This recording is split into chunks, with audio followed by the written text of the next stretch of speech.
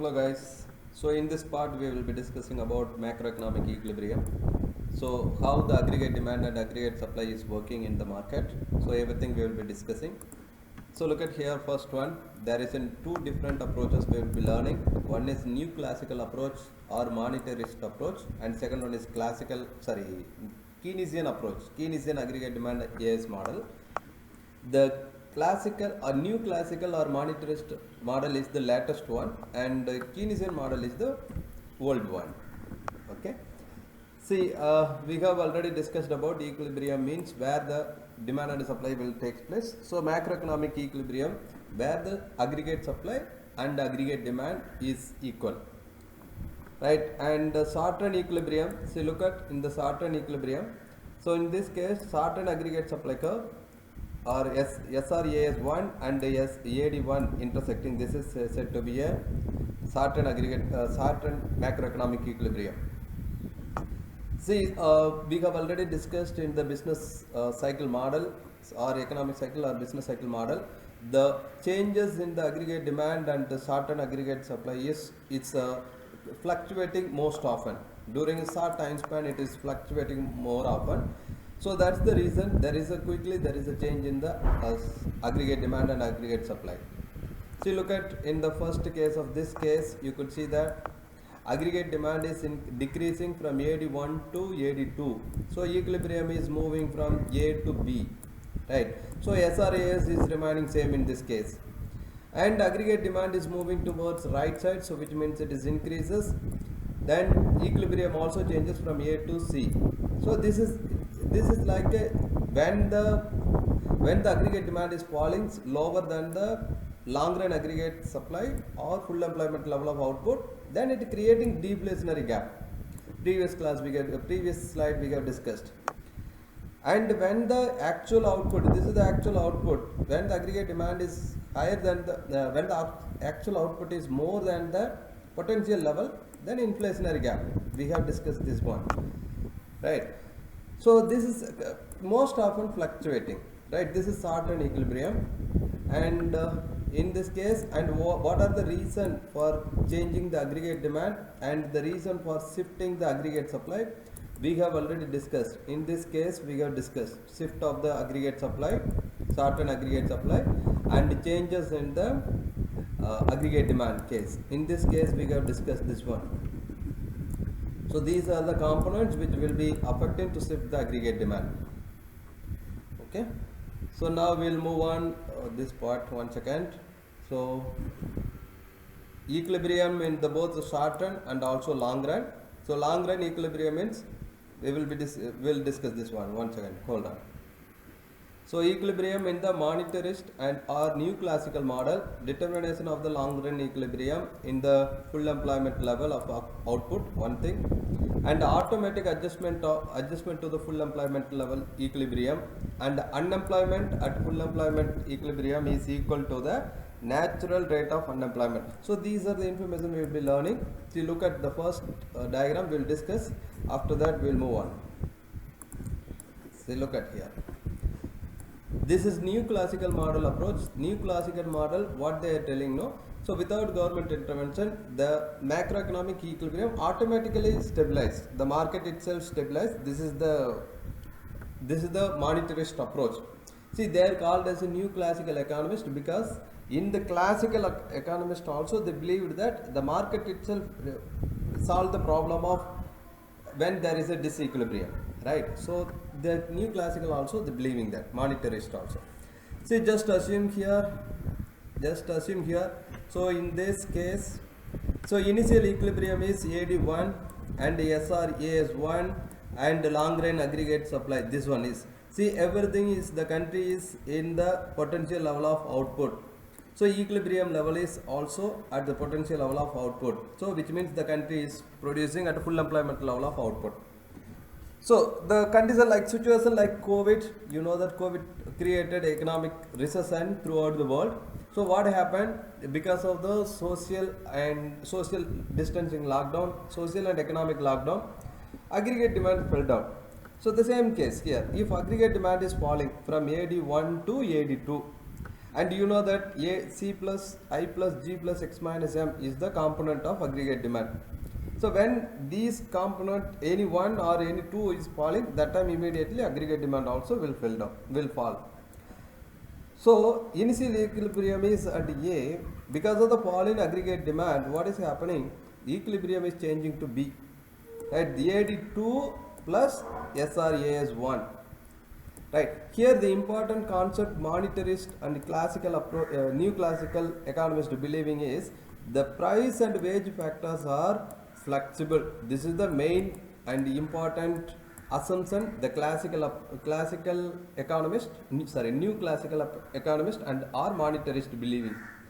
Price and wage factors are flexible. So when aggregate demand is falling, so the price level also falling down. So when this one is falling and wages also falling. So price is falling and also wages falling. This leads to increase in the SRAS. Because wages was falling means cost of production is decreasing. Cost of production decreases means sorted aggregate supply also changing. So from here to this SRAS supply curve here to, and it moved to SRAS2 and creating the new equilibrium here. So I am just removing this part so it will be easy to you to make it clear. See, look at initial point is at the equilibrium level A, and because of any economics fluctuation that aggregate demand is falling, so equilibrium is changing from A to B, and because of the assumption of price and wages flexibility and the cost of production is coming down, so SRAS also increasing because of the fall in the wages. So new equilibrium is reaching at a point C. Right. So this is how when there is a deflationary gap, then economy will automatically move to the potential level of output.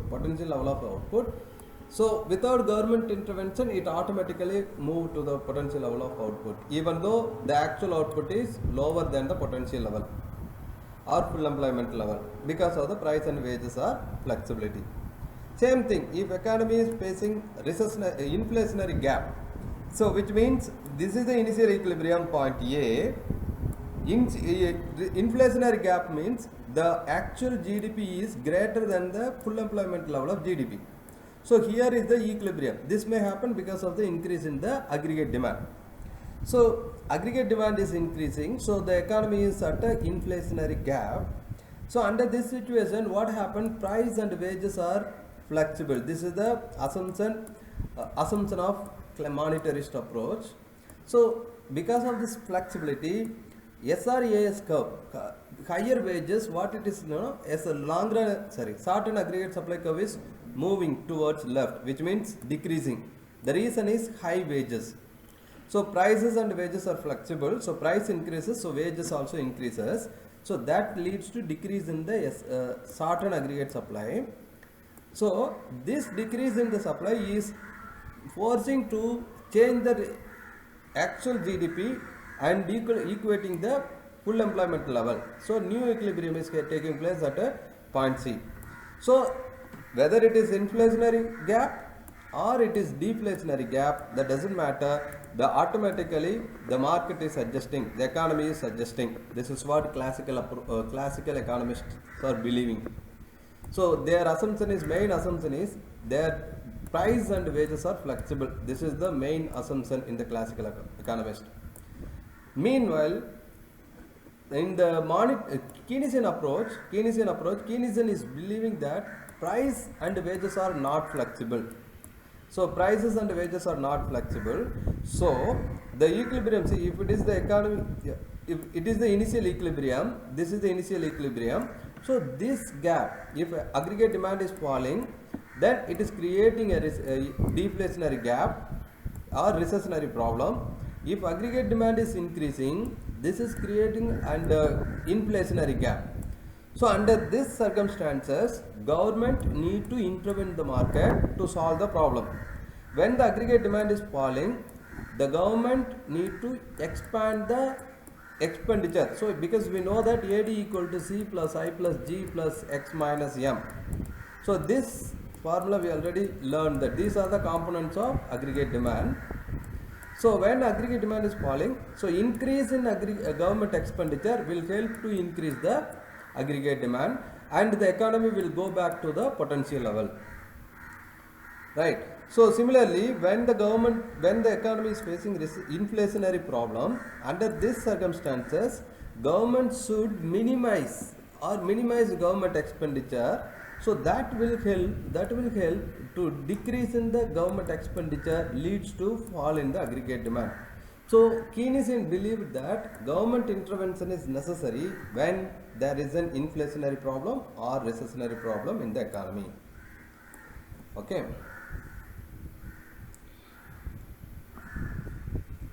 So this is what automatic adjustment we have discussed. See, look at this one, automatic adjustment we have discussed, and in the Keynesian model also, persistent deflationary or recessionary gap, equilibrium level of output not equal to the full employment level. This is the one. And assumption and implication also we have discussed. Like assumption is price and wages are flexible in the classical model. Prices and wages are not flexible in the Keynesian model. That is the main thing.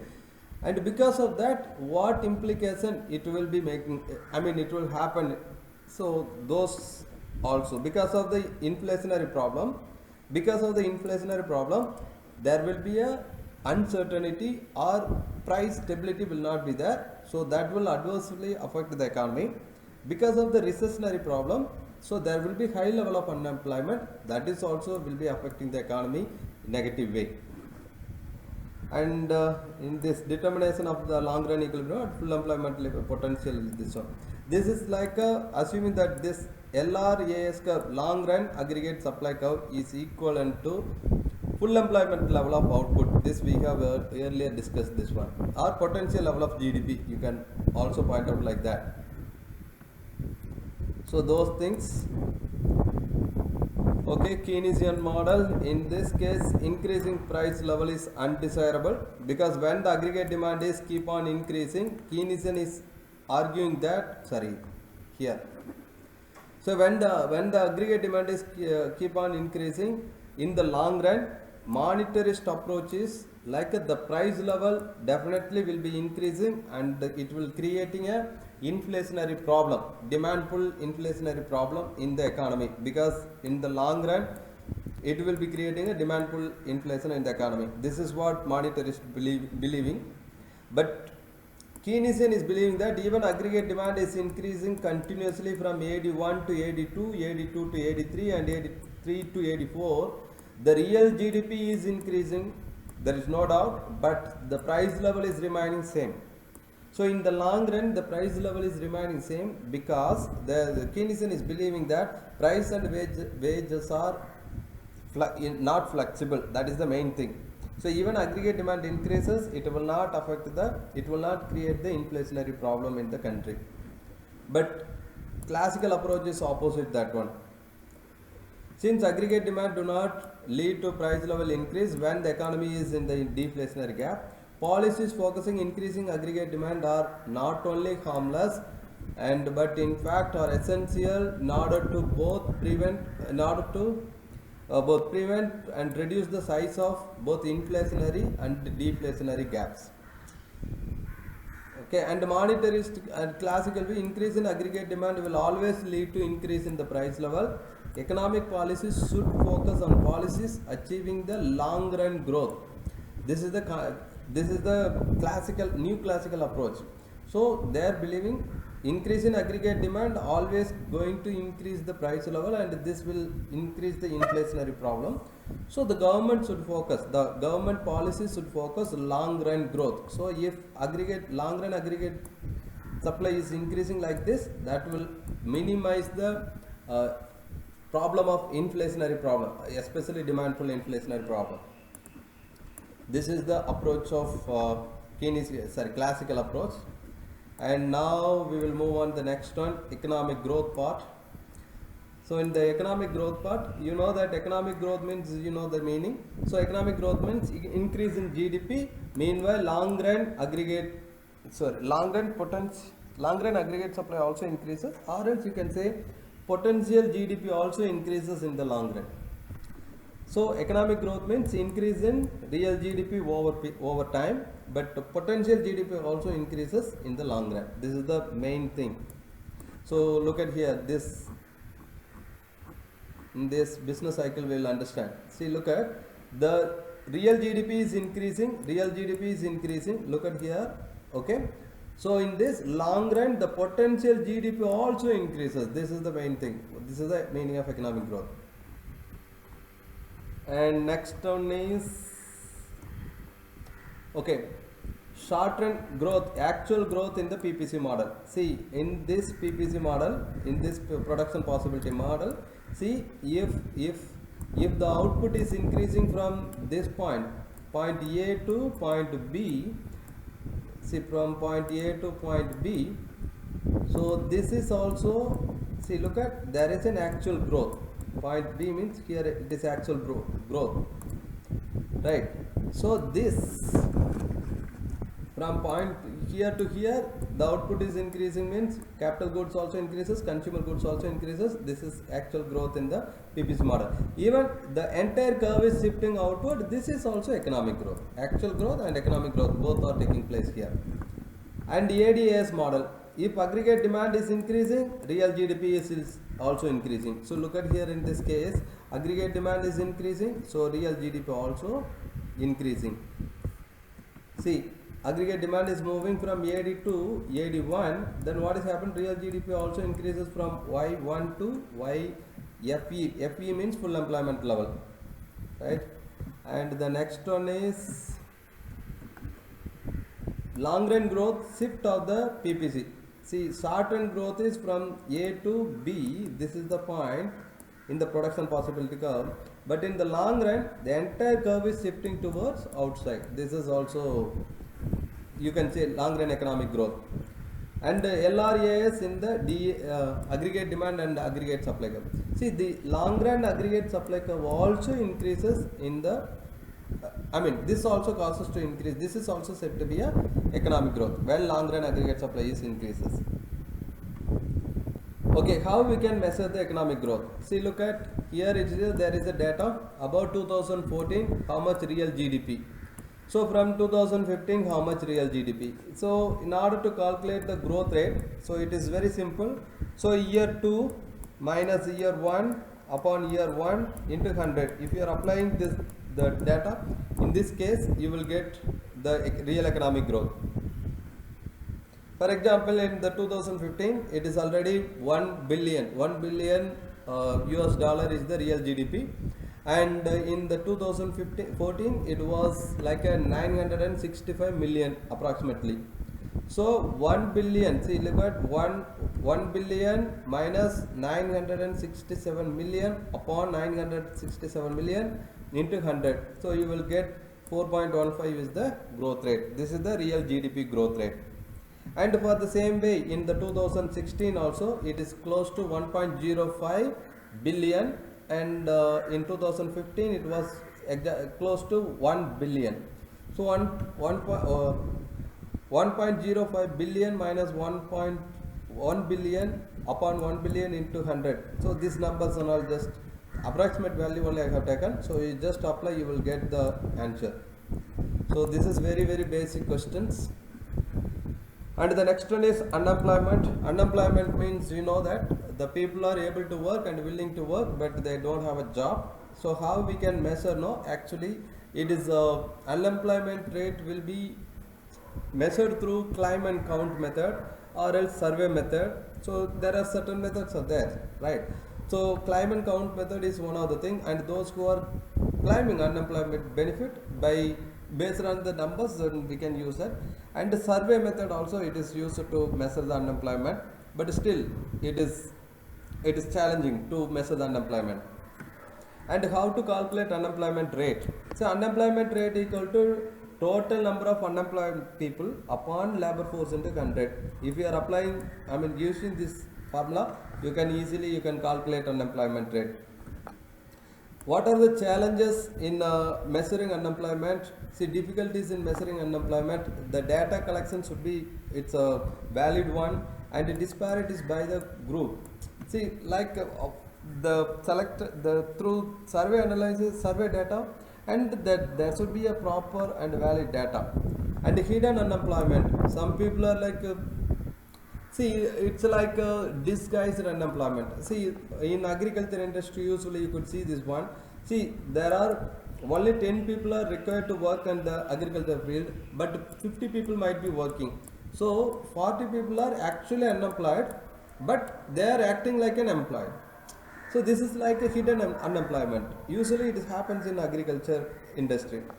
And the workers leave the labor force. Sometimes the workers may not be in the labor force itself. If they are in the informal sector, then definitely they will not be in the labor force. So that is also a big challenge. Discouraged workers and part-time workers, they are still technically employed, right? So these are the certain difficulties to measure the unemployment.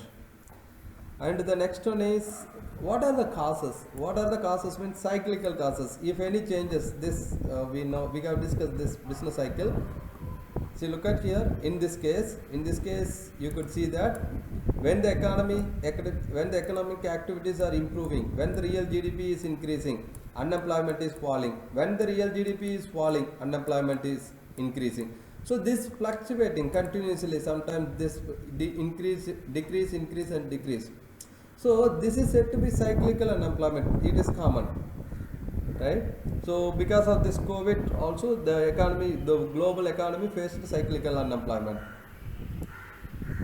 And structural unemployment. Structural unemployment means actually there is a specific. In the specific industry, the demand for the product also decreases, or the demand for the labor also decreases.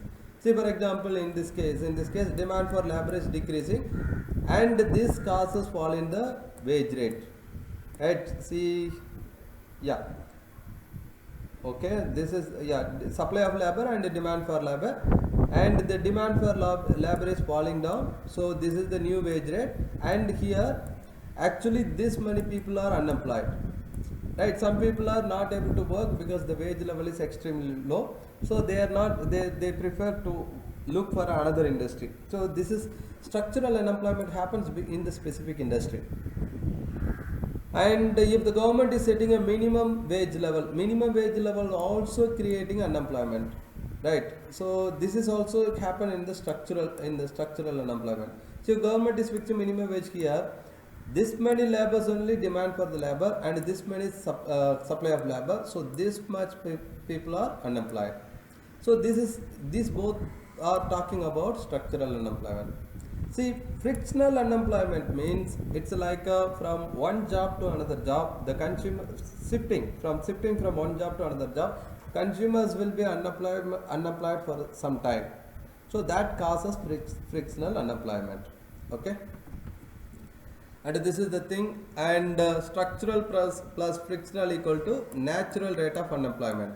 So structural plus structural and plus frictional unemployment, if you are adding both, then we will get a natural rate of unemployment. Okay. And the next one is, this is the thing, natural unemployment means the sum of structural, seasonal also included, not only structural, seasonal also included. Seasonal plus structural plus frictional equal to natural rate of unemployment. And what are the cost? Because of unemployment, what impact it is going to create? So you know that personal cost, social cost, economic cost. So here you could see that. So decreased household income and purchasing power also falling down, and increased level of psychological and physical illness. People will definitely be under stress. So psychological issue will be big challenge, and there will be physically illness, and poverty level will increase, and downward pressure on the wages for the employed, because already many people are unemployed, so it will create downward pressure on the wages of employed people. And lower level of aggregate demand is falling, and it will fall because of the higher unemployment. Underutilization of nation's resources, the resources are not used fully, so that is wastage of resources. And increased budget deficit, because if the people are unemployed means it's the government responsibility to support them. So in that case government need to expand more amount of need to expand its more expenditure. That is the thing. And next one is, see, look at here, this is in the full employment. See, aggregate demand, short run aggregate supply, and long run aggregate supply. So the country is at the full employment level. So if the actual GDP is here, so what we can conclude, no? See, look at here this point. When there is a recessionary gap, unemployment is greater than the natural rate of unemployment. Unemployment is greater than the natural rate of unemployment. We have already discussed natural rate equal to seasonal plus structural plus frictional. So in addition, structural plus frictional plus seasonal unemployment, this. And here at the full employment level, structural plus frictional plus seasonal unemployment equal to the natural rate of unemployment. So natural unemployment, there is no cyclical unemployment. Here at the equilibrium level, here there is no cyclical unemployment. But here there is a cyclical unemployment. So there is cyclical unemployment in addition to structural, frictional and seasonal unemployment. In this case, cyclical unemployment is there along with seasonal, structural and frictional unemployment. And in this case, if the economy is here, you could see there is an inflationary gap. Here there is zero cyclical unemployment, and actual unemployment is lower than the natural rate of unemployment. So actual unemployment is again lower than the natural rate of unemployment. So again, structural, frictional and seasonal unemployment is greater than the actual unemployment of the country. So this is the thing. So the next one is inflation. We'll start in a minute. And the next topic is inflation. So in that, see, the given syllabus content is measuring the inflation using consumer price index. See, consumer price index is one of the method that will be used to measure the rate of inflation. You know the meaning of inflation. Inflation means a persistent increase in the price level. So consumer price index is a measure of the cost of living of the typical households and compares the value of the basket of the goods in 1 year with the value of the basket of goods in the base year. So how much a particular value of the basket of goods, see, particular basket of the goods, how much value in a base year and how much value in a particular year. So that is the calculation. See, look at here. See, here it is a basket of goods like burgers, movie tickets and haircuts, and some goods are there, and the number of goods, how many units are purchased, this one, and the price of this one.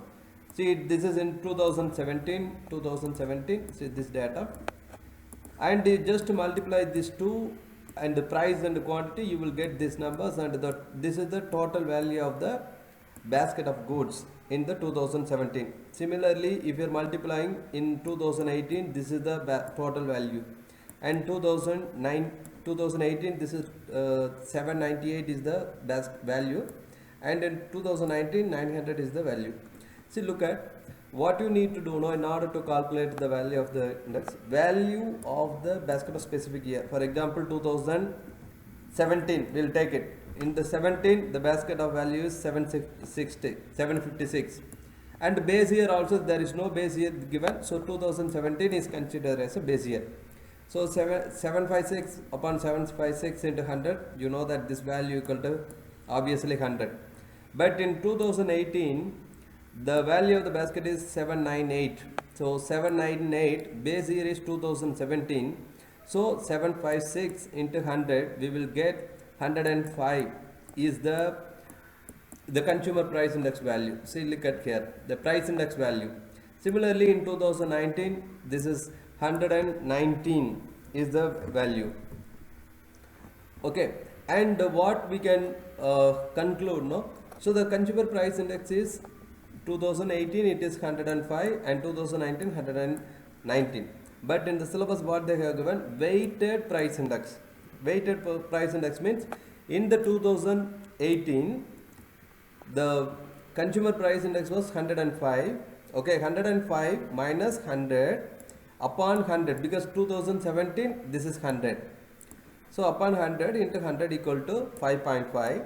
Similarly, in the 2018 and 19, 119, okay, minus 2018 price index was 105 upon 105 into 100, so we will be getting 12.8.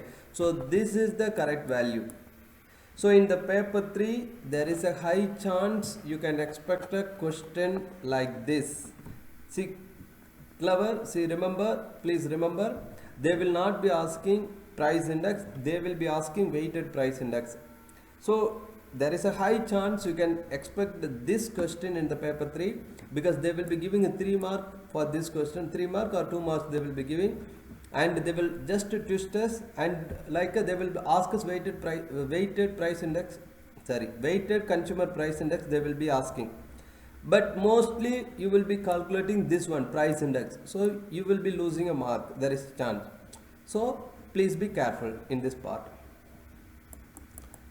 And the next one is causes of inflation. What are the causes? Means actually demand pull inflation. If aggregate demand is increases, then obviously price level increasing. This is the primary cause. And second one is if aggregate supply is changing, decreasing, then price level is increasing. So this is the two causes. So demand pull inflation and cost push inflation, they have given clearly. And the next one is limitation of consumer price index. So here the consumer price index limitation is there are different level of inflation in different income groups. So the product price level is like some people, high income people might be buying little, costly product, and middle income people buying the different types of different quality product. So this is, we cannot conclude that. So this is a challenge. So different income level people having a different price inflation rate. Different rates of inflation depending on the regional and cultural factor. So this is also a major thing. See, each region is different, each culture is different, so and their spending behavior is also different. So that is also affecting. Changes in consumer patterns due to consumer substitutes when relative price changes. See, consumer pattern also changes because of the substitutions and when the price changes, and the consumption patterns due to increasing discount stores. In e-commerce and all, you could see that more discounts are there. So the people are consuming at a when there is a discount or offer, right? So that is also affecting the inflation rate. And the changes in consumption pattern due to increasing a rate of new products. So the new products also there in the market, so every day new products are released, so that also influencing change the consumer pattern. So we are concluding the specific basket of goods. It is a big challenge. So it is not up to the great, better way of calculating the changes in the price level in the country.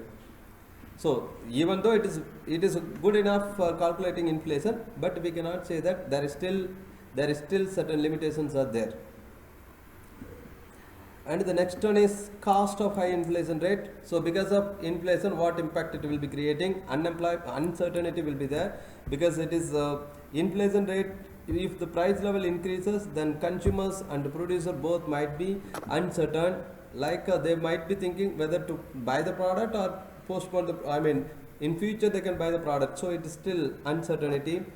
And redistribution effects, which means the consumers, like price level increases, it is not necessary wage level also will increase. So when the price level alone increases, then redistribution, real income will be coming down. That is the biggest challenge. And effects on saving, even the people are saving more money, and that money value will be coming down because of the price level is increasing. So actual real value of the money is falling. So damage to export. So when the price level increases, our product in the international market, they will not be having a price competitiveness, because our product price will be little higher in the foreign market. So they will be losing the demand for a product in the foreign market. So this is the cost of inflation. Because of inflation, what impact it will create. And the next one is, one second.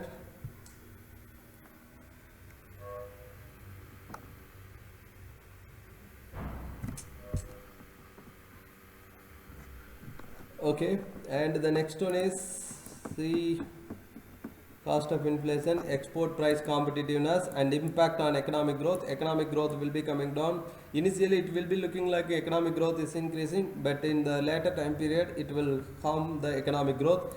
And inefficient resource allocation, which means the price level is keep on increasing, so that will force the inefficiency in the resource allocation. The next one is causes of deflation. What are the causes? Changes in aggregate demand or SRAS. So, see, deflation means price level decreases over time. So, aggregate demand decreases, then price level also decreases. Then short and aggregate supply increases, then that time also. Then short run aggregate supply increases. Look at this diagram, you will understand. So if aggregate demand is falling, then price level is falling, right? And if aggregate supply is increasing, then price level is also falling. These are the two reasons for deflation. Okay, disinflation and deflation, the difference is disinflation means still the price level is increasing, so but at a lower rate. This is the main thing. Inflation rate is still increasing at a lower rate, but deflation means price level is falling. Price level is falling, okay, over time period. And again, cost of deflation is again the same information, like uncertainty will be there, and it will affect redistributive effect and deferred consumption. People will be delaying the consumption, and further they will like see association with the high levels of cyclical unemployment. So here, if the price level is falling, then there is a chance for high aggregate demand is falling, there is a chance for cyclical unemployment in the economy. And the bankruptcies, fall in cyclical unemployment and bankruptcies. So what is that? 1 second.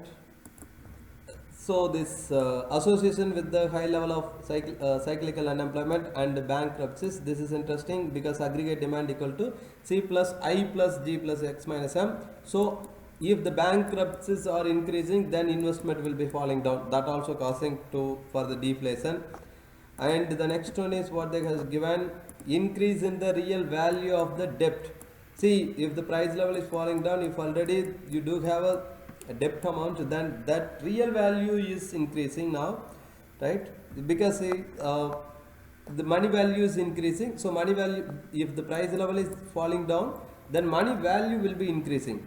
So how no? Say for example, you are having $100, right? Earlier, before falling the price level, if the price of, you can say, if the price of chocolate is $10 per packet, so just assume for $100 you could buy 10 packets. But when the price level is falling, now it is price of chocolate bar is came down to $5. Then what will happen? Now you could buy 20 chocolate bars. So this illustrates that your real value is increasing. So real value increases, now your debt amount also will be increasing. So this is the biggest drawback in the deflation. And inefficient resource allocation, again it will be happening, and the policy ineffectiveness. See, look at here the policy ineffectiveness probability is there. So they, and whatever the government is framing a policy, that will not be like the effective one. The same thing will happen for the inflation case also. Policy ineffectiveness will happen. And demand pull inflation we got discussed, cost pulse we have seen, deflation. This is these two diagrams are talking about deflation.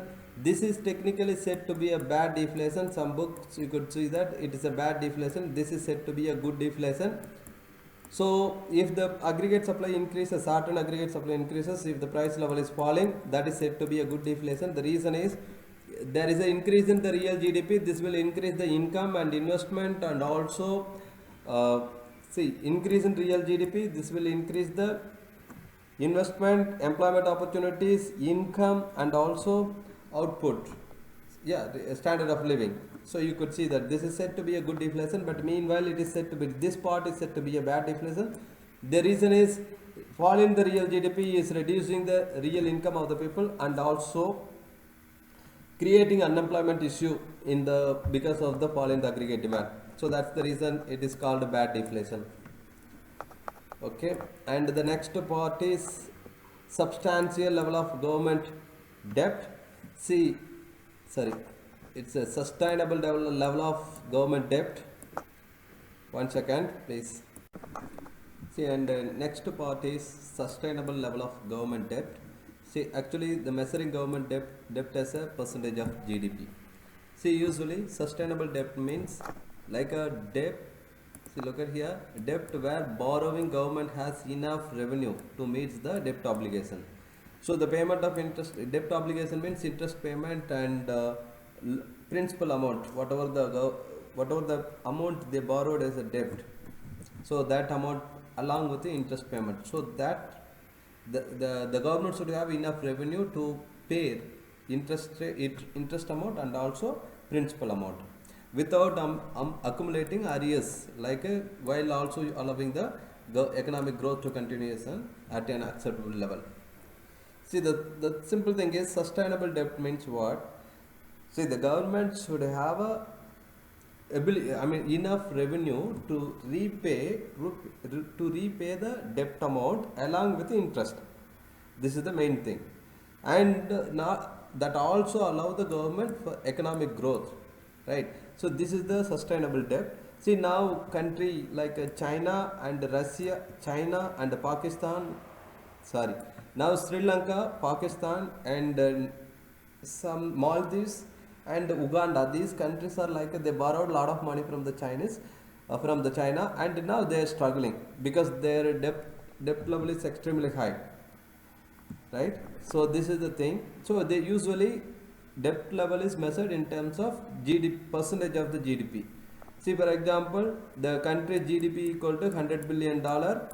Okay, and if the country's debt level is $20 billion, so it is said to be 20% of the GDP. So that's enough because assessment objective is 2 only here. So what is sustainable debt? That's enough. And the next thing is relationship between budget deficit and government debt. See, budget deficit means expenditure is more than the revenue. So if expenditure is more than the revenue, then obviously the government need to borrow more debt to meet the expenditure. So increasing budget deficit will increase the government debt. This is the problem, right? So, and the next thing is cost of high government debt. If the government is keep on borrowing money from the foreign country, and what impact, what cost it is creating.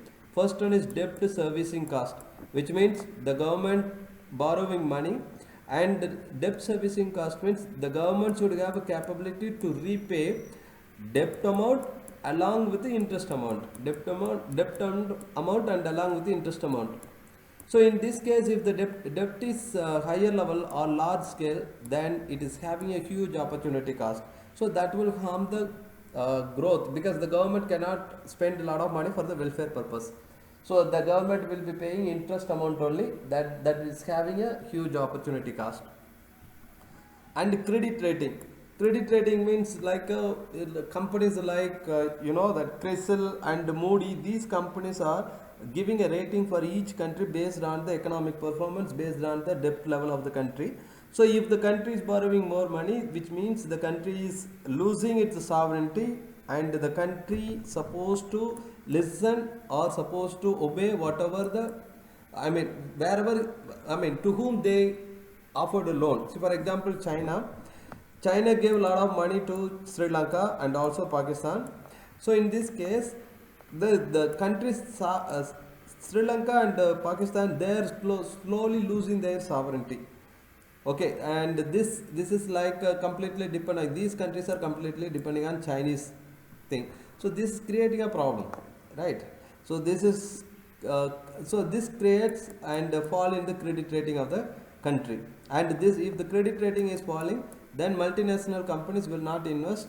They will have a lot of, they will hesitate to invest because the economic performance of the country will be going down. And the impact on the future taxation, if more debt is there, then obviously the government need to impose more tax, so that will hurt the economic growth of the country. And government spending also, in order to meet the government spending, and the government need to compromise government spending, like when there is more debt. So less debt is there, then the government will be able to spend more amount of government spending. So these are the things. Another most common method, size of the debt is share of GDP. This is what the measures government debt. See how much percentage of debt is there of the country. Okay, and possibility to debt trap. So now Sri Lanka is a good example for this one. The country is now facing huge and massive economic crisis because of the huge level of debt and debt servicing costs that we have discussed. And the next one is potential conflict between macroeconomic objectives. See, if the government aims for low unemployment and it is not possible to achieve low inflation, because low unemployment means like see the employment opportunities supposed to be created. Then only unemployment will be coming down. Meanwhile, when employment opportunity is created, no, when the price level is increasing. So if the price level increases only, it will attract the investment. If investment is there, then employment opportunities will be there. But if unemployment is focused, then price level increases means obviously inflation will happen. So and you cannot aim for the low inflation. So these two conflicts are like these two government objectives are conflicting. Right? Either one only government could achieve macroeconomic objective. And the next one is trade-off between unemployment and inflation. See, if higher the inflation, lower the unemployment, and lower the inflation, higher the unemployment. So this is the trade-off. So inflation increases means unemployment will be coming down, and inflation decreases means unemployment will be increasing. This is what trade-off. And short run equilibrium and long run Phillips curve. Short run and long run Phillips curve. See, look at here. This is short run Phillips curve. 1 second. See, in this case, if aggregate supply, short run aggregate supply is falling down, right, from SRAS1 to SRAS2 and from 2 to 3. So what is happening? The price level is increasing. So here, if the price level is increasing, what happened? See, two things is happening. See, one is inflation is increasing, inflation rate is increasing. Second thing is in real GDP is falling down, real GDP falling means unemployment is also increasing. So unemployment is also increasing. See, look at it, it is a conflict. So this situation is said to be a stagflation. So when the inflation rate increases and also unemployment rate increases means that situation is said to be a stagflation. So look at this Phillips curve. Phillips curve is talking about the relationship between inflation rate and unemployment rate. So PG1, so unemployment and the inflation rate, and PG2 both are increasing. Unemployment rate is also increasing and the inflation rate also increasing. So this is conflict. Okay, and the next one is, you could see this one, long run Phillips curve and short run Phillips curve. See, short run Phillips curve, it shows that it is like a higher the inflation rate, lower the unemployment, lower the inflation rate, higher the unemployment. But in the long run Phillips curve, see, look at, unemployment is remaining same, but inflation rate is high. Yeah, whatever the inflation rate, sometimes 15 or 20 or whatever the inflation rate, but unemployment rate is still same level. So in the long run, unemployment rate will be, in the long run Phillips curve, unemployment rate will be same, but price level is varying, inflation rate is varying. Okay, see, in the long run equilibrium, the unemployment rate remaining same, but inflation rate is changing. So 5%, 7%, 9%, it is different. Okay, so that is the different. This is said to be long run Phillips curve.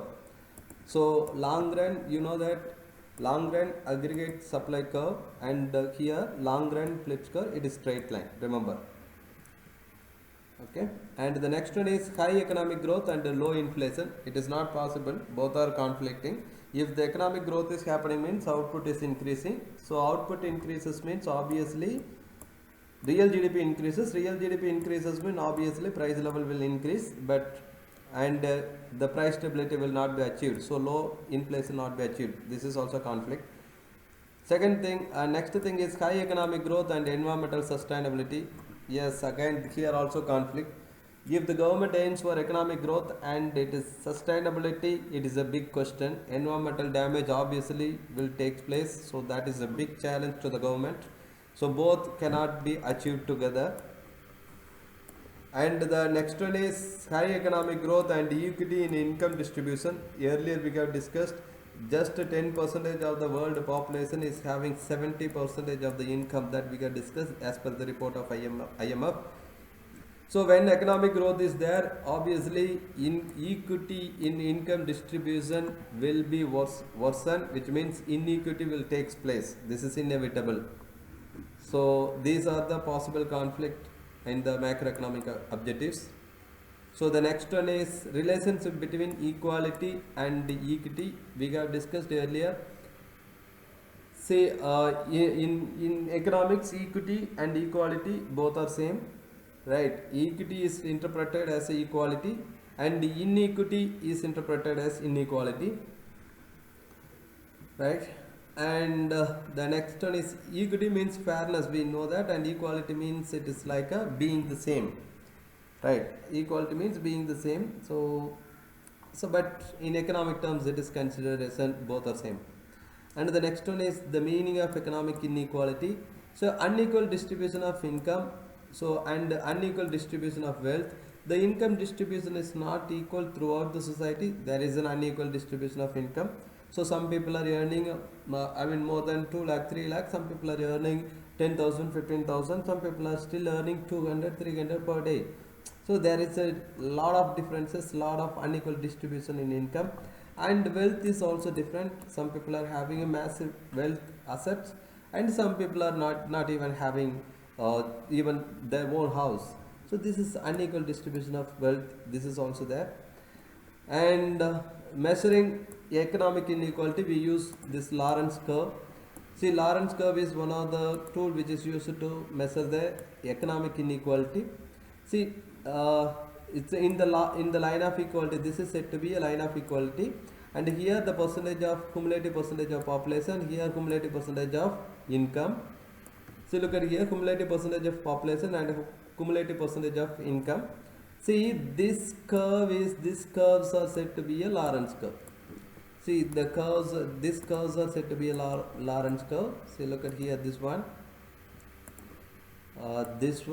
and this one, these are said to be a Lorentz curve. Here it is, the data is given. So in the syllabus content also, construct a Lorentz curve from income quintile data.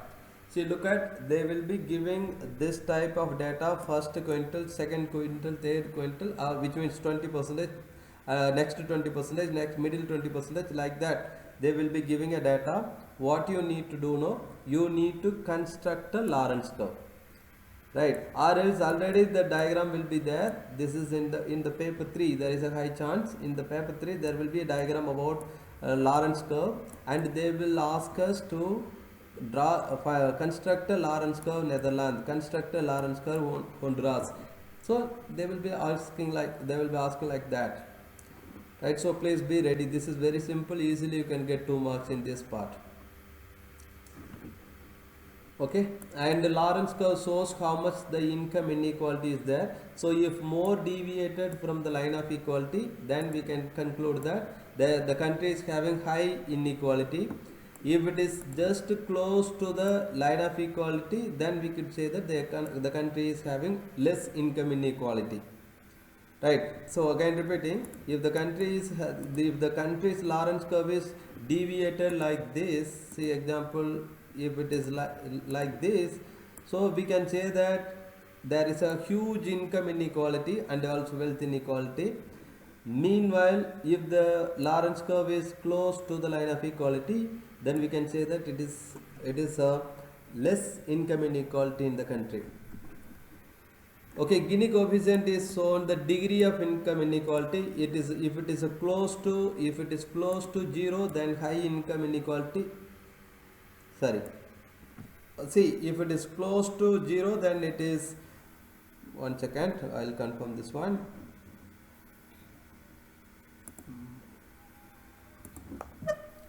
So the Gini coefficient value shows that how much inequality is there, inequality or equality.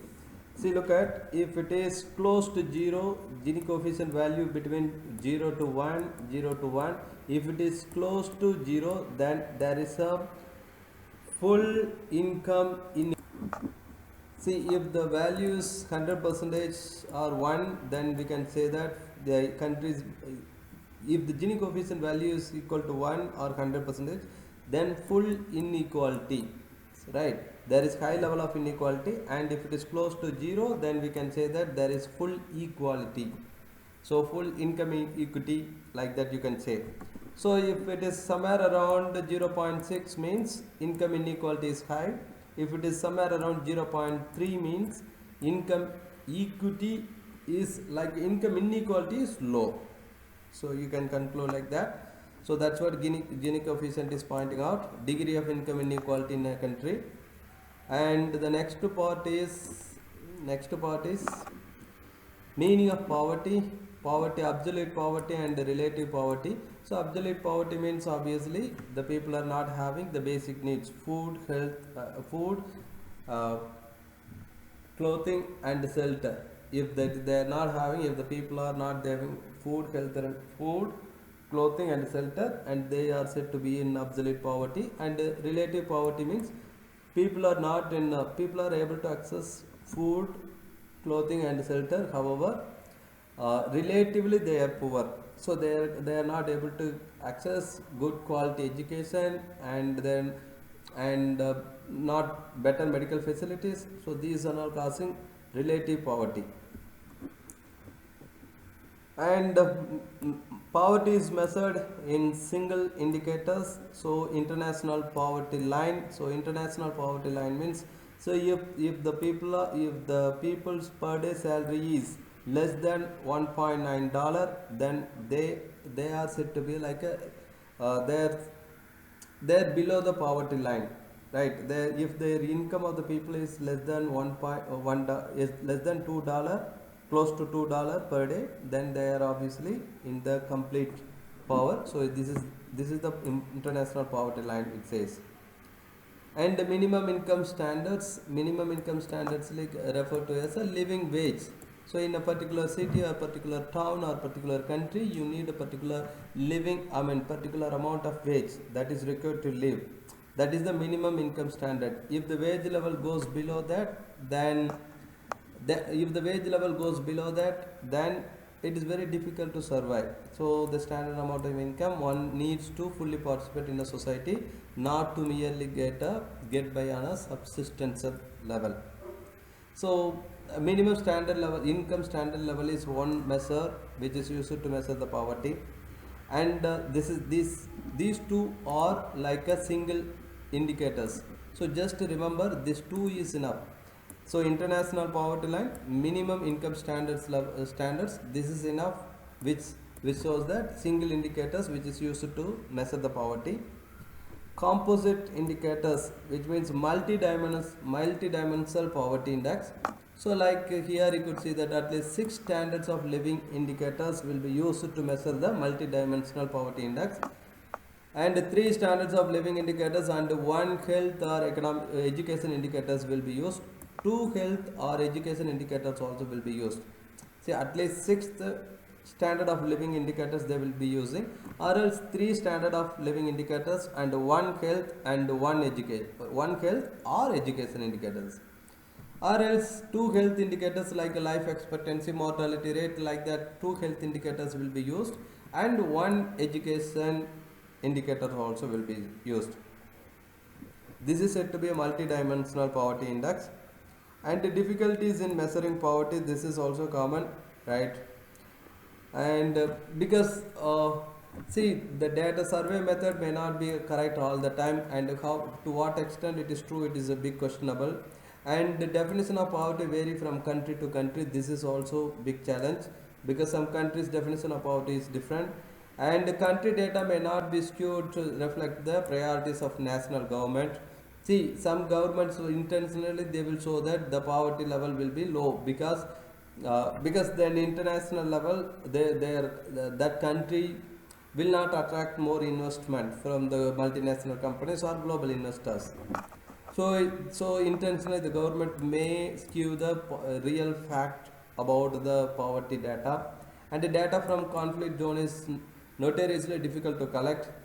So conflict zone means that is, there may be a lot of poverty people might be living, but it is very difficult to collect the data, right? So these are the challenges. And the next one is causes of income, economic inequality and poverty. What are the causes? So inequality of opportunities. This is the biggest one. So opportunity is not equal to everyone. There is a varying different levels of resource ownership. So some people are having a lot of resources, as some people are owner for the lot of resources, but some people are not having enough resources. So then asset and wealth level is also less. Different levels of human capital, some people are skilled and some people are unskilled, so that is also affecting the poverty level. And the next one is discrimination. Here the discrimination based on the gender, race and others. Some countries like India, you could see that caste based discrimination and gender based discrimination, and in US you could see that race based discrimination. So this is causes for main causes for economic inequality and poverty. And also unequal status and power and government tax and benefit policies. So government tax and benefit policies is not all the people are getting a benefit, so they are also facing a problem. And globalization and technological change. Because of the technological change, and some people are maybe forced to unemployed. See, for example, robot is going to rule in the future, so there is a high chance some people, some person, reasonably good percentage of the people may not be having a good job opportunities. So because of the technological advancement, but we cannot definitely say that the world is changing, but there is a chance. And the market based supply side policies also affecting, because supply side policies also causes for income inequality or economic inequality and poverty in the country. And the next one is what impact it will be creating because of the income and wealth inequality. Obviously, economic growth will be coming down, the standard of living will be poor, and social stability will not be there. So, always protest and strike and curfew, these things most often will take place if there is a more income and wealth inequality is there. And the next one is role of taxation in reducing the poverty, income and wealth inequalities. What role the taxation will help to reduce the poverty and income and wealth inequalities. So this area you can expect a question, so please be strong in this area also. There are different types of taxes, direct taxes and indirect taxes. So, and the progressive, regressive, proportional taxes. Progressive taxes means you could see that income increases means tax rate increases, no, that is progressive. So initially it was 15 and after that 20% and afterwards it is 25%. And meanwhile, if income increases and tax rate is falling, so tax rate is falling means that is regressive. So look at here, initially 15% tax and now after that 10%, after that 5%. And whatever the income level, if the tax rate remaining same means it is a progressive tax. And the next one is direct tax and indirect tax. And direct tax means like tax on income, especially personal income tax and corporate income tax and wealth tax. These are an example for the direct taxes. And indirect taxes means it is a tax on expenditure. So the goods and service tax is an example for indirect tax. And average tax and marginal tax, usually they will ask us in the examination, you can expect a question, you need to calculate average tax on the marginal tax rate. So in the syllabus they have clearly given. So given the indirect tax rate, the amount of indirect tax paid from the given level or amount of expenditure, and this you need to calculate, indirect tax you need to calculate, and amount tax amount you need to calculate, amount of expenditure you need to calculate, and these are the area you can expect questions in the paper 3. And the tax and in average tax rates from a set of data. So average tax means in your income how much actual amount, by and average how much you are paying the tax to the government, whether it is direct or indirect or progressive or regressive, that doesn't matter how much you are paying a tax amount to the government. So that is average tax, and the marginal tax means it is additional tax. See, look at here, this table, up to $10,000 tax rate is 0, marginal tax rate is 0, and $10,000 to $25,000 it is 9%. See, look at here, and from $25,000 to $55,000 it is 22%. So here additional percentage of tax is 9% in the first case. After that it is 22%, right? See how the average tax will be calculated from here. No, see, if your income is $54,000, so first $10,000 you no need to pay any tax, so the tax amount is 0, first $10,000, and if 10,000 to 25,000 it is equal to 15,000 are there. $15,000 you need to pay 9% of the tax, so 15,000 into 0.09, so you will get $1,350 as the tax amount for 25 till 25,000. And from 25,000 to 54,000 it is actually, so 29,000. For the remaining 29,000 you need to pay 22% of the taxes, so 29 into 0.22, 29 into 0.22 will give the result of 6,380. So technically if you look at the data, this one, so you miscalculate that 22% is the average tax rate, but after calculating and step by step you could understand that, see, average tax rate is lower. See, look at here, so initially 1,350 was paid, and after that 6,380 paid, so the total tax amount paid to the government is 7,730. This is the total tax amount. So this total tax amount upon total income into 100, so you will get 14.31%. This is the average tax revenue, this is the average tax to the government. But if you are just looking the table and calculating average tax equal to 22%, you will make a mistake here. This is not correct one. That is, marginal tax rate is 22%. Okay, and the next part is, see, suppose family is having 60,000 income, and income tax amount paid is $15,000. So average tax is 25%. Average income tax is 25%, because 60,000 is the income and 15,000 is paid, means obviously 25% is the average income tax. After paying income tax, the remaining 45,000. See, out of 60,000. 15,000 already paid as a tax, the remaining is 45,000. 45,000 spent on purchases, which means they spend on buying goods and services. Then average indirect tax is 12.5%. So then the question is, what is the indirect tax amount, and the calculate the total average tax rate. This is the question. So in this case you just like 12.5% of this one you will take it in the 45,000, and you will make a mistake there.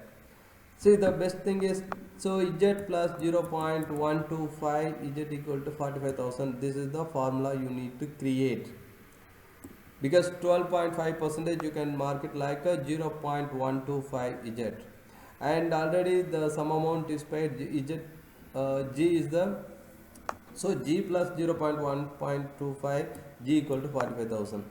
So G means the amount spending on goods and services themselves, not including the indirect tax. So how much amount you are spending on the goods and services tax. But here they have given just 45,000 spent on purchases, but there is no clear cut information. So G plus 0.125 G equal to 45,000. So 1.125 equal to 45,000 and G equal to 40,000. So the 40,000 is the amount. So the indirect tax amount is 45,000 minus 40,000, it is 55,000. This is the actual amount of tax paid to the government. So indirect tax rate is 12.5%, but actual amount paid to the government is 5,000. So 5,000 upon 60,000 into 100 equal to 8.33%. So this is the average indirect tax, 8.33%. But by just looking the data, and if you are going, then 12.5% you will be marking, and you will be making a, and you will not be getting mark for this question. So please be careful, you need to frame this one in this equation method, then only it is possible to calculate correct average tax rate, right? So then average indirect tax is 8.033 percentage, and average income tax rate is 25 percentage. So then total average tax equal to 33.33 percentage. And the next part is economics inequality. See, look at economics of inequality and the policies to reduce the inequality. So obviously policies to reduce inequalities in investment and human capital. See, the government need to implement different fiscal policy and also a different schemes to promote the investment and to promote the equality, like, so investing on the human capital, these are will help to reduce the income inequality, income and wealth inequality. See, investing in the human capital means the government should invest a lot of money for the health and also education, that will increase the skill level of the people, then that will help to reduce the poverty level. And the next one is the government support by redistributing the income, so that also will help to reduce the income and wealth inequality. And the next one is transfer payments. Transfer payments are like directly transferring some subsidies or some type of benefit to the concerned party to improve their living standard. So this is the transfer payment also will help to reduce the economics of inequality and poverty. See, for example, during COVID time, the United States government, gave somewhere around $1,600 per month those who are unemployed through transfer payments. This is unemployment benefits, that is also part of transfer payment. And targeted spending on goods and services, the government should be concerned about the targeted spending, because some basic and necessity goods price level will be even higher if the people are in a poverty level, right? Those goods also will be higher, so the government should take care of that good, and the government should provide those goods and services through fair price shops. It's one example. And the next one is universal basic income. The government should guarantee universal basic income throughout the country, and policies to reduce discrimination and the equal opportunity should be given. And minimum wage strategies also will help to reduce the poverty. However, this will increase the unemployment. So this is the area you can expect discuss type of questions. Like this is the area you could expect in the paper to discuss question. Sometimes you can expect this type of questions, or else in the macroeconomics you can expect part B also, that there is a chance it is. And the monetary policy, fiscal policy. Monetary policies are controlled by the central bank. Then the main tool is interest rate, and the main tool of monetary policy is interest rate. And the open market operations also will be used, and the reserve requirement also will be used. So these are the monetary policy. So monetary policy control the money supply and the interest rate by the central bank. So monetary policy will be implemented and monitored and supervised by the central bank through controlling money supply and adjusting the inflation rate. So goals of monetary policy, it is like to maintain the stable inflation and inflation targeting. So maintain the price level stable and also inflation targeting. And the next one is low unemployment. This is also aim or goal of the monetary policy. And reduce business cycle fluctuation. We have earlier discussed that the business cycle is most often fluctuating. So this fluctuation should be minimized or reduced. And promote a stable and stable economic environment for longer term growth. And external balance. So forex reserve balance, right? Foreign exchange currency reserves. So these are the certain things managed by the central bank. and the central bank implements monetary policy, and the monetary policy goals are this one, right? Low and stable rate of inflation, inflation targeting, low unemployment, reduce business cycle fluctuation, promote stable and stable economic environment for longer economic growth and external balance. And the next one is demand side policies. Demand side policies means fiscal policy and monetary policy both are said to be a demand side policies. So the process of money creation, these are HL contents. So remember the process of money creation by the commercial banks. See, for example, how the commercial bank is creating money, you know. See, if the reserve requirement is 20 percentage, so if X is the person who is depositing the money, $10,000, so $10,000 is deposited in the bank. So what the bank will do, they will keep 20 percentage, and the remaining $8,000 they will lend as a loan to others. So, and other people, those who got a loan, and they will again get the money and deposit it in the bank, and in the next level of process, so out of 8,000, so 20 percentage equal to 1,600. So 1,600 will be taken as a reserve, and the remaining 6,400 will be sent to the will be given as a loan to other person. So like this it will be moving from one hand, like that the money creation will take place from one level to another level. So like that it will end like till zero. So how many times this transaction takes place and everything, if we are adding that, and total money creation we can calculate, right? So this is assessment objective 2 only. So you just understand the logic. See, from one hand to another hand, why? From another hand, like that, if it will move to zero level. Okay, and the next part is tools of monetary policy. So open market operation, so buying and selling of government bonds and securities in the open market operation.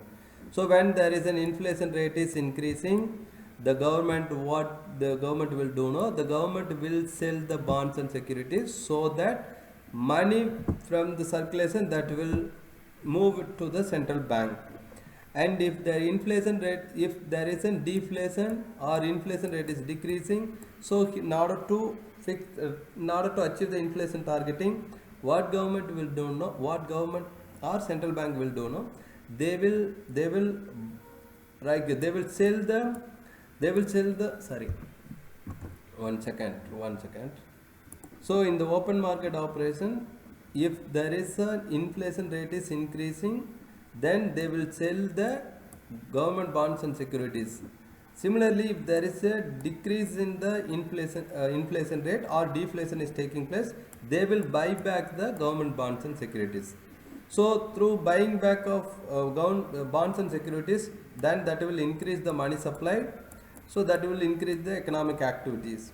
So during inflation case, by selling the bonds and securities will reduce the money circulation in the economy, and that will help to reduce the inflation rate. So this is the open market operation behavior. And minimum reserve requirements. So minimum reserve requirements means each commercial bank should keep minimum percentage as a liquid reserve. Right. See, for example, it is the government of India asked, or central bank asked, 25% is the minimum reserve requirement, means then whatever the deposit commercial banks are getting, in that 25% is kept as a minimum reserve, right? That is the thing. And the changes in the minimum lending rate. So minimum lending rate means repo rate in terms of India, and bank rate, interest rate, discount rate, you can say anything. So there is a changes in the minimum lending rate based on the inflation or deflation. So if inflationary problem is there, then the lending rate will be increased, or minimum lending rate will be increased. So if there is a recessionary problem is there, then obviously minimum lending rate will be decreased, so that money circulation will be increased in the economy. And quantitative easing means its money supply will be increased. right? So in the quantitative easing, what the central bank will do now, the government central bank will issue long-term bonds and securities through open market operation. So for example, like a 10 years maturity bonds and 15 years maturity bonds and 20 years maturity security, 20 years maturity bonds, like that long-term way, the government will issue the bonds and securities. So if it is that is based on the economic condition of the country, more whether it is inflationary problem or recessionary problem, what type of the what about the problem the country is facing, based on that this will be decided. So you just remember this four, that is enough, like open market operation, minimum reserve requirement, minimum lending rate, and quantitative easing. And the demand and supply side policies, determination of interest rate. See, look at here, this is demand for money, supply of money is vertical. Remember, quantity supply of the supply of money is vertical, because the central bank know that the total volume of money in the circulation, they clearly know that. So where the demand and the supply of money is intersecting, there is the interest rate is determined. If the money supply is increasing, obviously interest rate will be coming down, and money supply is decreasing and interest rate will be increased. Okay, and in this real versus nominal interest rate, so here real interest rate means nominal interest rate minus inflation, right? Nominal interest rate minus inflation, it is called real interest rate. And nominal interest rate equal to real interest rate plus inflation, you can say like that, right? And they will be giving us some data, so you need to calculate real interest rate or nominal interest rate. And expansionary and contractionary monetary policies to close the deflationary, recessionary, and inflationary gap. See, look at this is classical model. So if here it is the actual GDP, but potential level of GDP is here. So this is recessionary problem. We know that. To tackle this problem, government will implement expansionary fiscal, expansionary monetary policy. So expansionary fiscal policy means government expenditure will be increased, government taxation will be decreased. This is the strategy.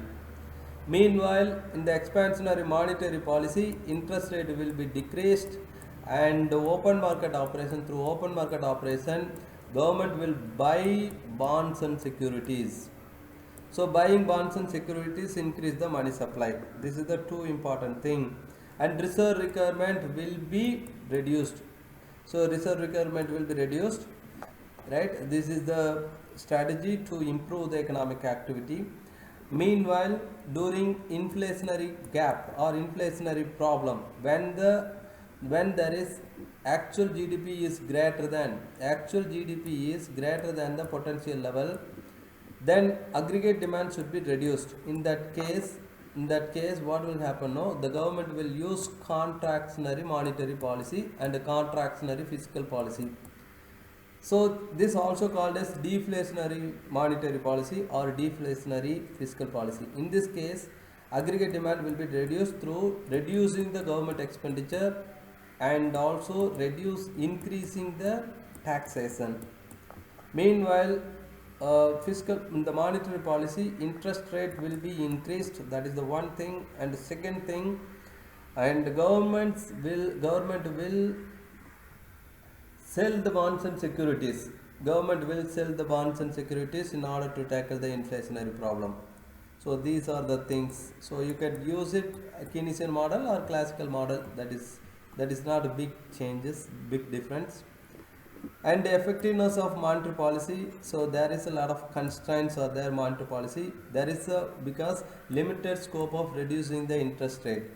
So even the bank interest rate is coming down, but local money lenders interest rate they will not reduce the interest rate. So then when that is happening, then monetary policy is less effective. Because if the economy is mostly depending on the informal sector, then it is very challenging to reduce the interest rate.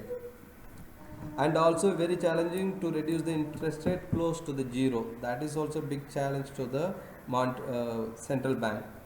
And because if it is close to zero, then nobody will deposit the money, right? So that will adversely affect the economic growth. And the low consumer and business confidence. Low consumer and business confidence. Okay. See, if the government government is keep on changing the interest rate, means the consumer and business people will not be having enough confidence to invest their money or spending behavior.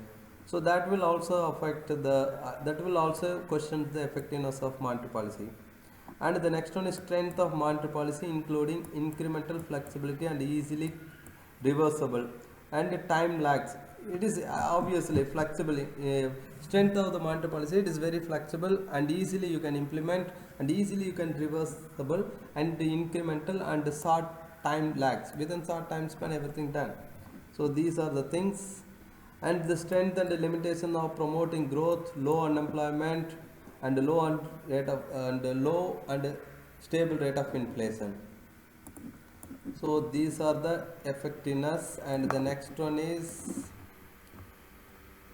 fiscal policy. Again, source of revenue equal to through direct and indirect taxes and sale of goods and services which are from the state owned enterprises. So these are the some of the source of revenue to the government. And sale of government assets also will give a revenue to the government.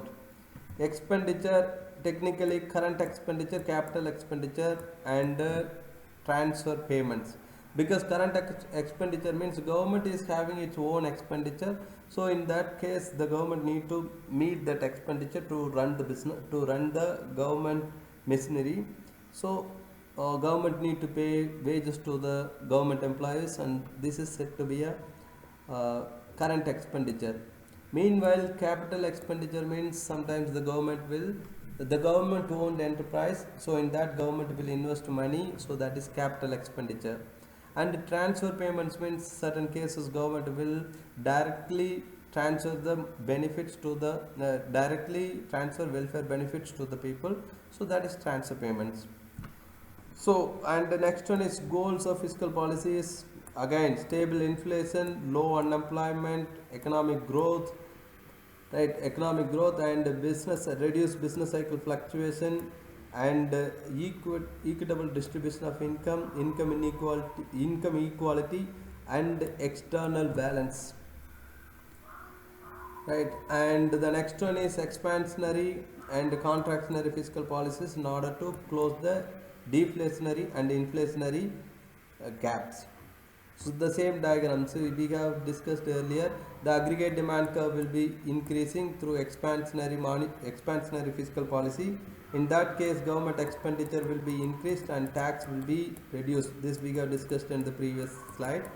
So government expenditure increased and tax reduced means that is expansionary fiscal policy. So aggregate demand will increase. This one is it. Aggregate demand will increase, government expenditure will be increased here, and taxation will be reduced. So because of that, government expenditure increase, so aggregate demand will increase, so that recessionary gap will be closed. So you can use it Keynesian model also. This gap will be closed through expansionary fiscal policy.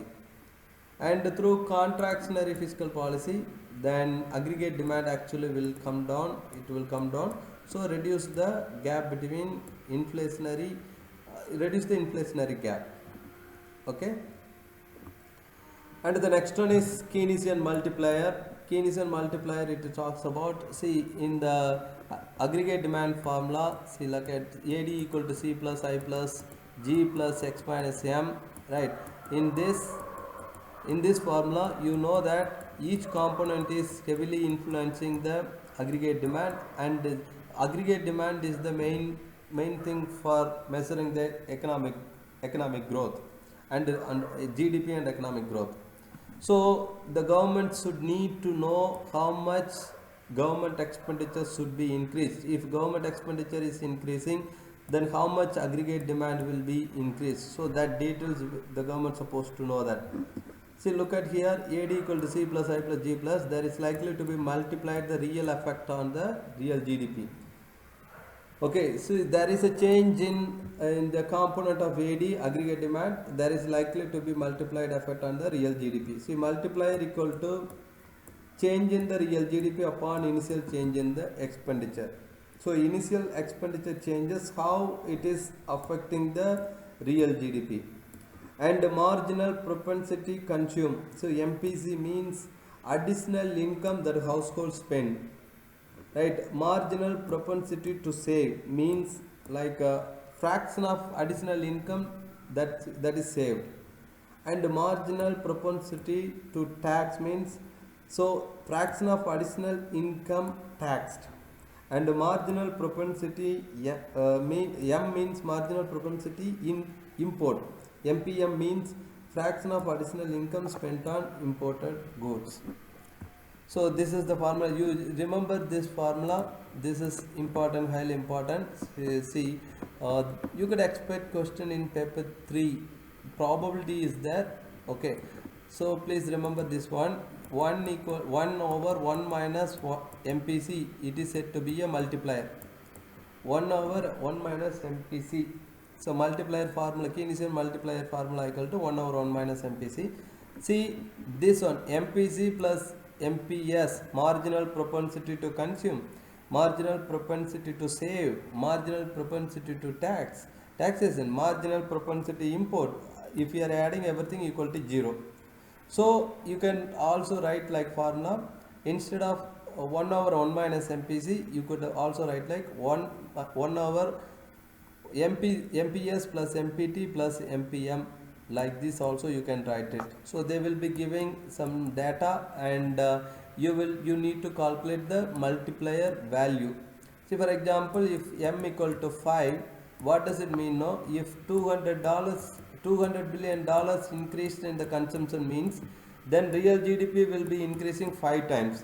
5 into 200, so real GDP increases $1,000 billion. Similarly, if government increases $100 billion and if multiplier equal to just 2, then real impact on the GDP will be just 2 into 100 billion. So it is $200 billion. Real GDP will be increasing. This is what you can conclude from here. Again, the effectiveness fiscal policy constraint like a political pressure, time lags, and a sustainable debt. And these are the biggest challenge, and also crowding out also is constraint for the effectiveness of the fiscal policy. See, look at aggregate demand and aggregate. See, crowding out effect means, see, this is the initial equilibrium here, short and aggregate supply curve and aggregate demand curve.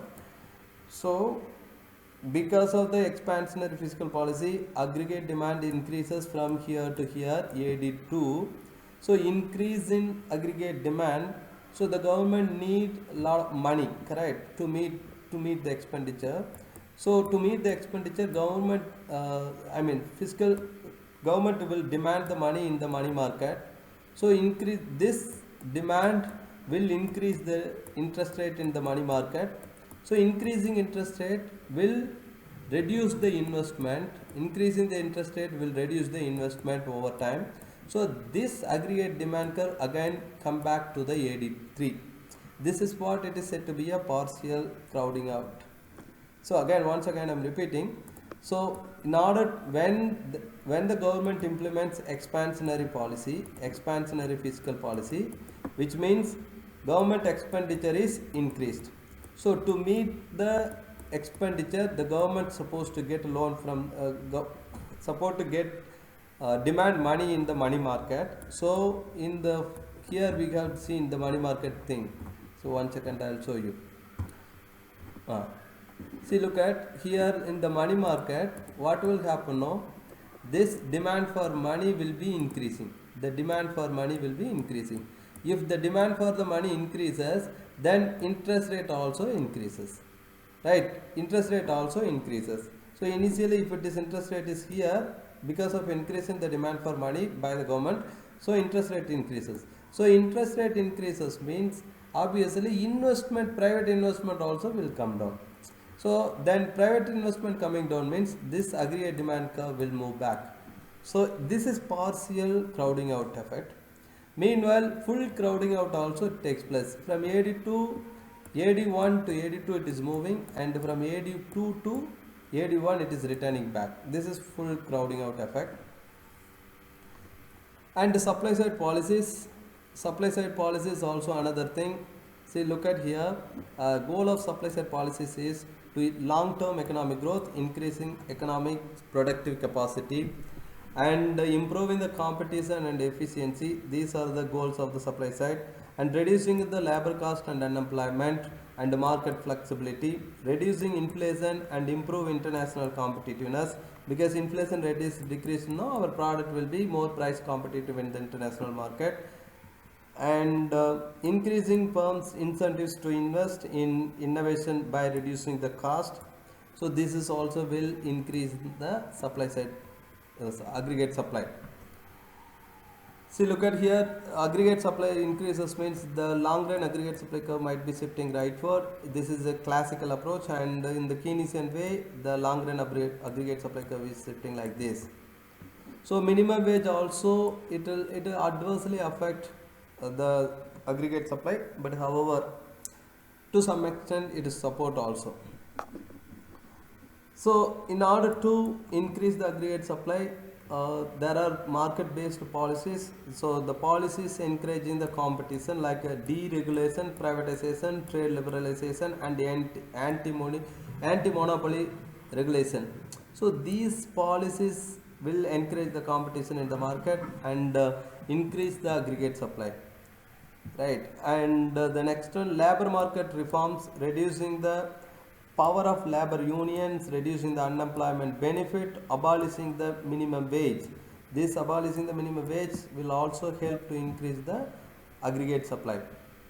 And incentive related policies, personal income tax cut and business tax cuts, this also will help to reduce the burden, tax burden to the investor, and this will help to increase the aggregate supply. See, again quickly recap this one. Market based policy, deregulation, privatization, trade liberalization, and the anti-monopoly regulation, these will help to increase the aggregate supply.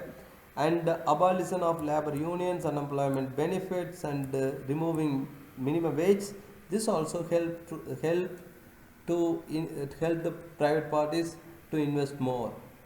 And incentive based policies, personal income tax and personal income tax cuts and corporate tax cuts, these two also will help to increase the aggregate supply. So that's it in the macroeconomic, and we will move on the global economy in the next part.